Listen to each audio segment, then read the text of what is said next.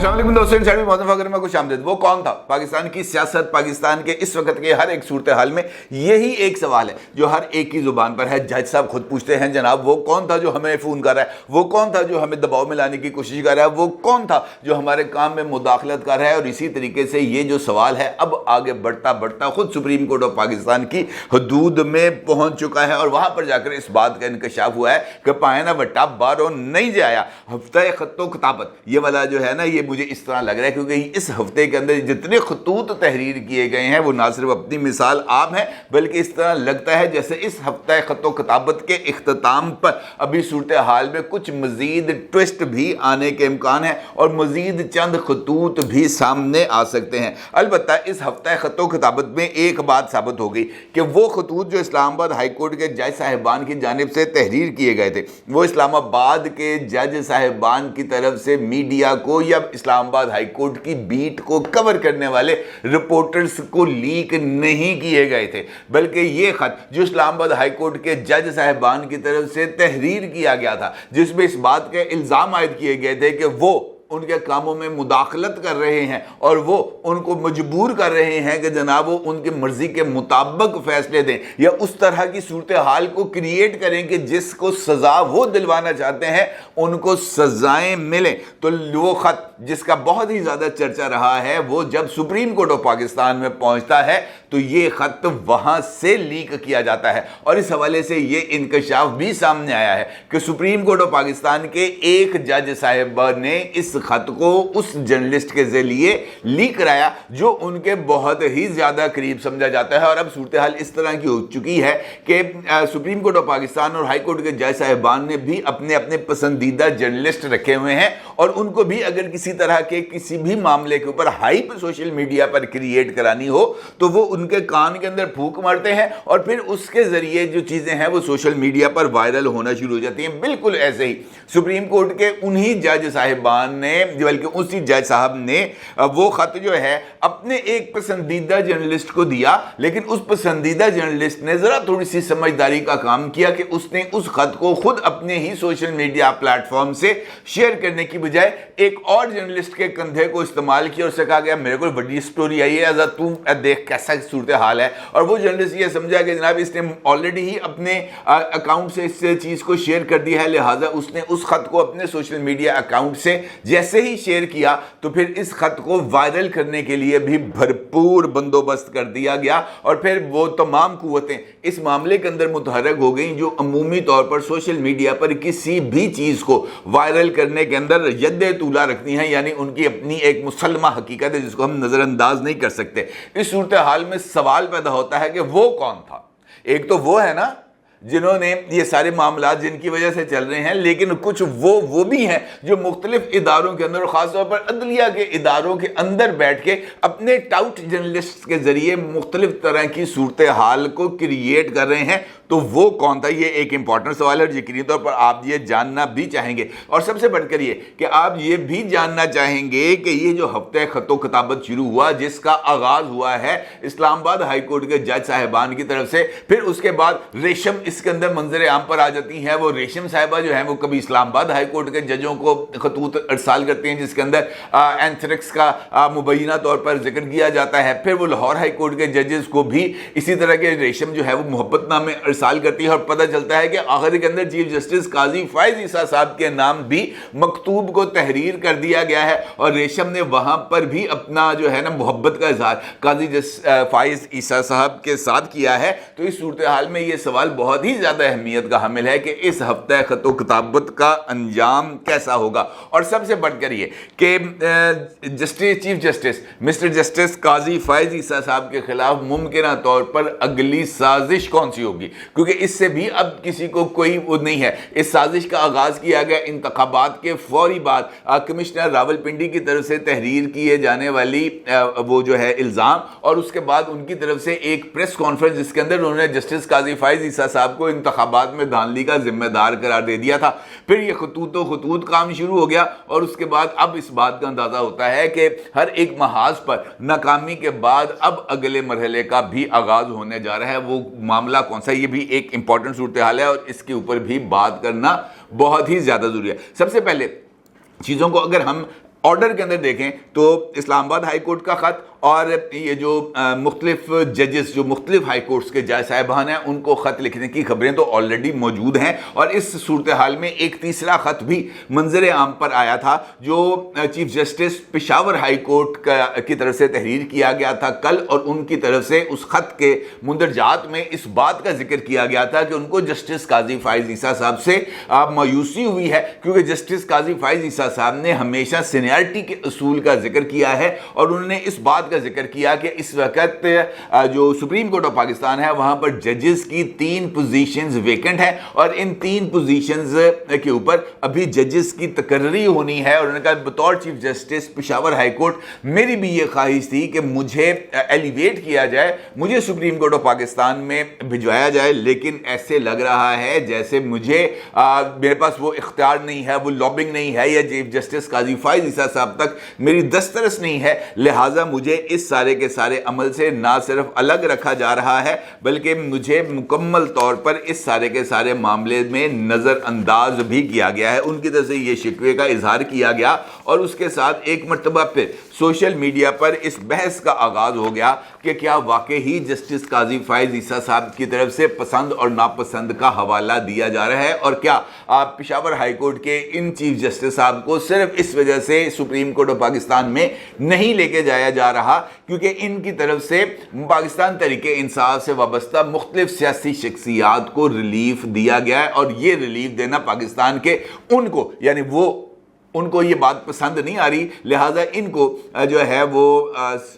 وہ supreme court میں alleviate نہیں کیا جا رہا۔ اب اس کے حوالے سے بھی جو سچویشن ہے وہ کچھ زیادہ حیران کن اس وجہ سے ہے کہ سپریم کورٹ آف پاکستان میں جسٹس قاضی فائز عیسیٰ صاحب نے ہمیشہ سے ہی سینیارٹی کے پرنسپل کے اوپر بات بھی کی ہے، اور سینیارٹی کے پرنسپل کے لیے ہمیشہ سے انہوں نے اپنا وزن ڈالا ہے کہ جو سینئر موسٹ ججز ہوں انہی کو سپریم کورٹ آف پاکستان میں آنا چاہیے، اور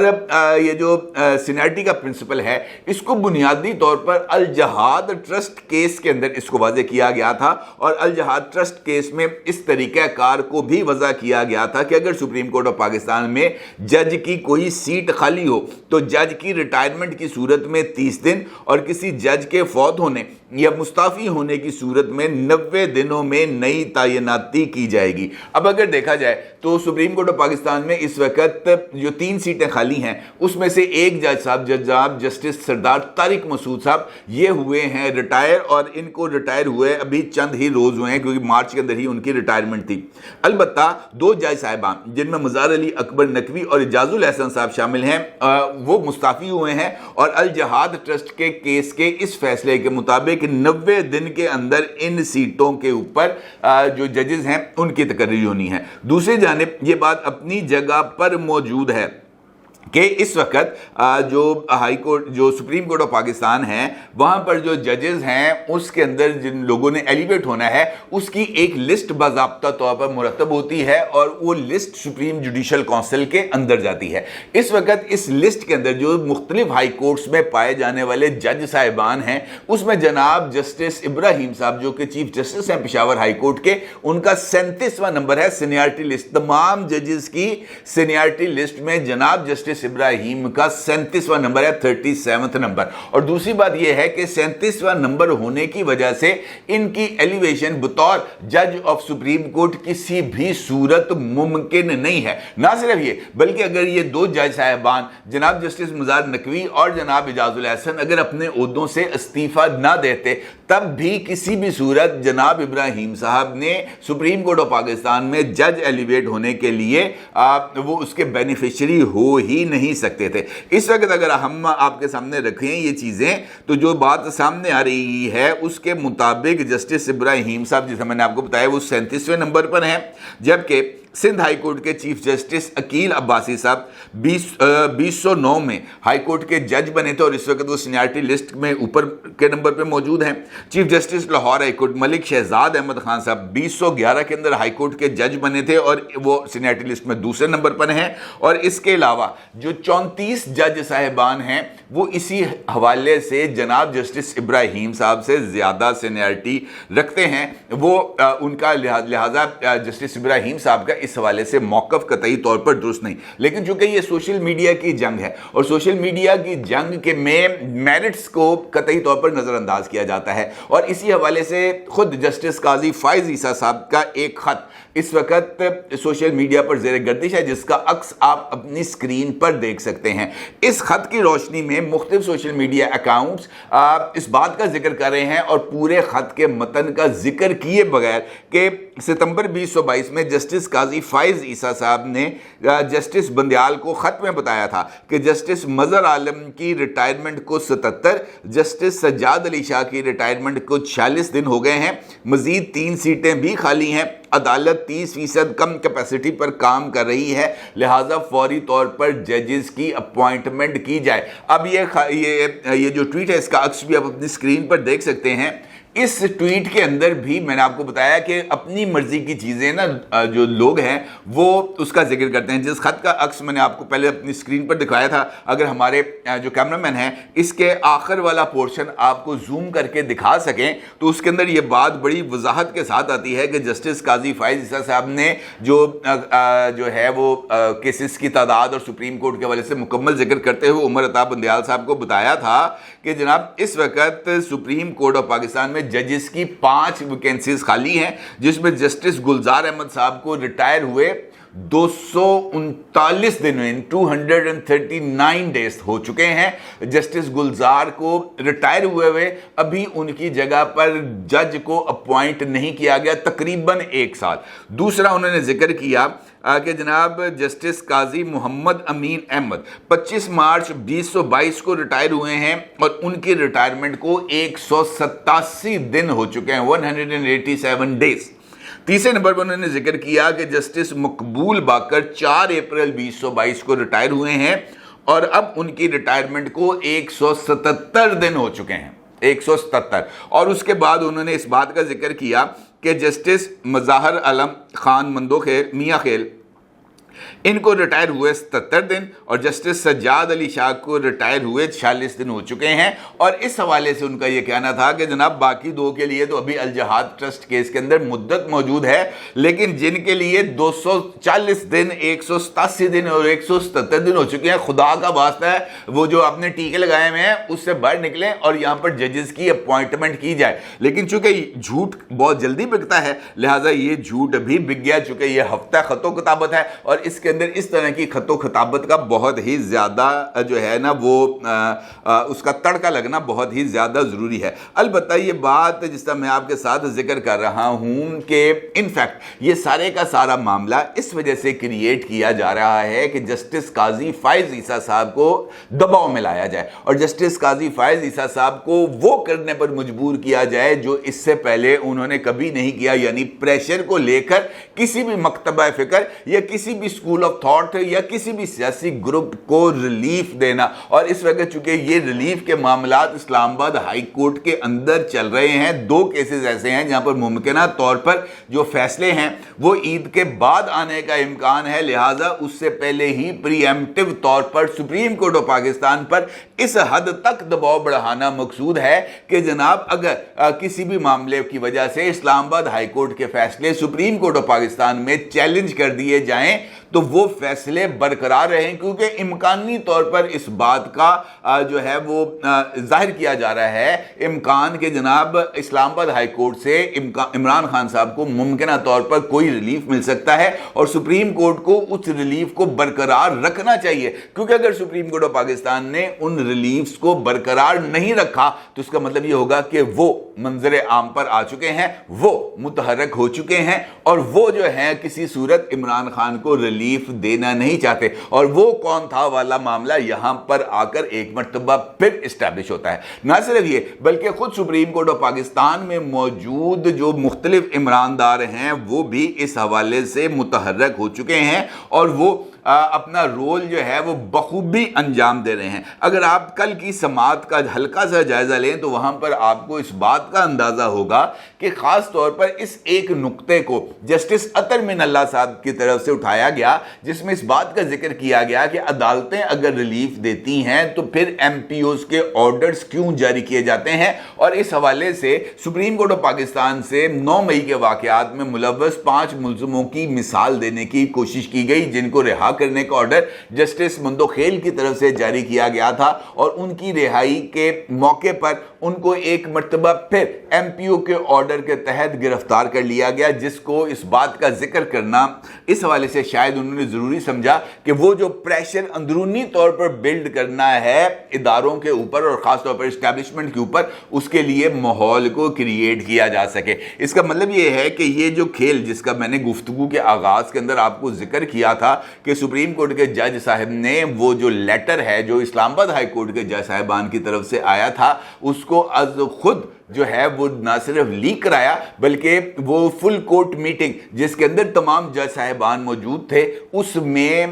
جو اختلافی باتیں خاص طور پر for God sake they are not heroes, یہ جملہ جو جسٹس قاضی فائز عیسیٰ صاحب نے ادا کیا تھا، اور جسٹس عطر من اللہ صاحب کی طرف سے اس بات کا اظہار کیا گیا تھا کہ اسلام آباد ہائی کورٹ کے ججز ہیرو ہیں، اس کو جان بوجھ کر اس میٹنگ کے میں موجود جج صاحب کی طرف سے نہ صرف لیک کیا گیا بلکہ اس بات کو خاص طور پر پھیلایا گیا کہ جسٹس قاضی فائز عیسیٰ صاحب جو ہیں اسلام آباد ہائی کورٹ کے جج صاحبان کو کسی بھی طرح کا ریلیف دینے کی اس وقت ان کی سوچ نہیں ہے۔ اس کا مطلب یہ ہے کہ ممکنہ طور پر آنے والے دنوں کے اندر ہمیں اس بات کا مزید تیار رہنا چاہیے کہ یہ جو ہفتہ خط و خطابت ہے یہ نہ صرف اختتام پذیر ہونے جا رہا ہے بلکہ مزید کچھ چیزیں سامنے آ رہی ہیں، اور اس حوالے سے یہ انکشاف کیا گیا ہے کہ لاہور ہائی کورٹ میں ثاقب نثار اور عظمت شیخ گروپ سے ایک مرتبہ پھر نہ صرف وہ متحرک ہو چکا ہے بلکہ یہاں پر مختلف جج صاحبان کے ساتھ رابطے بھی کیے گئے ہیں، اور 3 ایسے جج صاحبان ہیں جن کو اس بارے میں مجبور کیا گیا ہے کہ جناب وہ بھی منظر عام پر آئیں، اور اس حوالے سے یعنی جسٹس قاضی فائز عیسیٰ صاحب کے مبینہ متسبانہ رویے کے اوپر جو ہے وہ اپنا جو خطوط ہے وہ تحریر کرے، اور خاص طور پر جس طریقے سے عمران خان صاحب کی جماعت کو انتخابات کے اندر انتخابی نشان سے محروم کیا گیا تھا، اور جس طریقے سے لاہور ہائی کورٹ کی طرف سے یہ جو بلے کے اوپر یہاں پر ایک آروز کے حوالے سے ایک ڈیسیژن دیا گیا تھا جس کو جسٹس قاضی فائز عیسیٰ صاحب کی سربراہی میں بینچ نے سیٹ اسائیڈ کر دیا تھا، اس طرح کی مثالوں کو سامنے رکھا جائے اور یہ بتایا جائے کہ جسٹس قاضی فائز عیسیٰ صاحب جو ہے وہ اس وقت اسٹیبلشمنٹ کے ہاتھوں کی ایک کٹ پتلی ہیں اور اس کے علاوہ کچھ نہیں۔ اس حوالے سے 3 جج صاحبان جن کے حوالے سے میرے پاس کچھ مصدقہ انفارمیشن بھی ہے، ان کے ساتھ نہ صرف رابطہ کیا گیا ہے بلکہ ان سے یہ کہا گیا ہے کہ جناب پلیز آ جائیں آپ بھی سامنے، آپ کی اس وقت لوڑ پڑ گئی ہے۔ اور اب دیکھنا یہ ہے کہ جناب ان جج صاحبان کی طرف سے جو خطوط ہیں وہ کب تک ارسال کیے جاتے ہیں، کیونکہ game is not yet over. اب میرا ضرور ارسال کیجیے گا۔ آپ کو بہت شکریہ۔ اللہ حافظ۔